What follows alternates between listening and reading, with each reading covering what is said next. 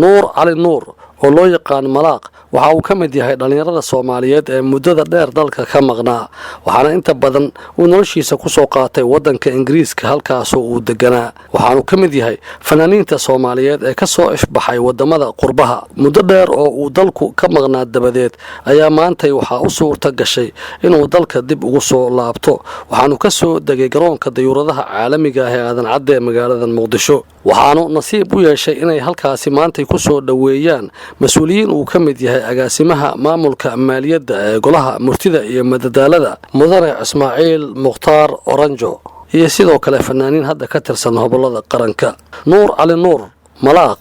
oo markii uu soo degay dabadeed loo soo galbiyay dhanka iyo magaalada ayaa waxa uu codsaday in marka hore uu soo arko tiyaatarka qaranka halkaas oo kamid ah goobaha ay fanaaniinta Soomaaliyeed ay sida aadka u jecel yihiin waxaanu soo arkay tiyaatarkii qaranka iyo dhismayaal ka dhawaa oo dhawaanahan helay dib u dhis aadna u qurux badnaa intaas kadib ayaa waxa soo dhaweynta ka hadlay qaar kamid ah fanaaniintii dalka ku soo dhaweeyay maanta waxa sharaf weyn inoo anagoo yacni baada hawlada waa bari khaasatan aniga Awas Axmed Quraysh waxa maanta sharaf weyn in walaalkay Nuur Cali Nuur Malaaq aan ku soo dhaweyno magaalada Muqdisho asagoo inoogu yimid maanta dalka Ingiriiska maanta jamacana aan ku soo dhaweyno yacni tiyaatarka qaranka waxa maanta sharaf iyo bogaadin noo ah inuu macnaha wadanka Ingiriiska noogu yimaado walaalkeena nuur cali nuur malaaq ku magac dheer ahna macnaha nin fanaan ah waa dadkii hore waa macnaha waa yeelnimadu way fiican tahay waaya arageede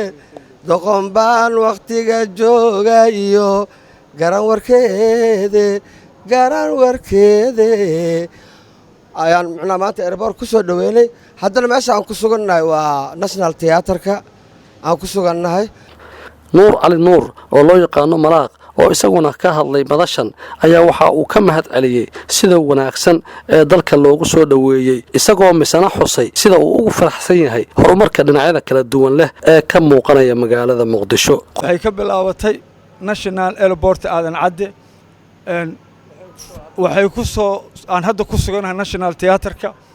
wadanka horumarka uu gaaray aad iyo aad tiyaatarka sida loo dhiso qofkaanan asaga aan imaan unba looga sheekay qofka markuu yimaado unba ka sheekay karaa laakiin dibadda dadka joogo waxba kama oga aan hadda markaan maqnaay waxaan islahay saan maaha magaalada marka aadaan ula dhacay horumarka wadanka waa ku faraxsanahay inaan tiyaatarka hadda aan taaganahay qurbajoog Soomaaliyeed oo xiiso iyo hilow fara badan u qabta dalkooda ayaa dhawaanahan dalka dib ugu soo laabanayay kuwaas oo in badan laga fili karo in ay wax ku soo kordhiyaan howlaha wanaagsan ee dalka ka soconaya Cabdinuur Muudey telefishinka qaranka Muqdisho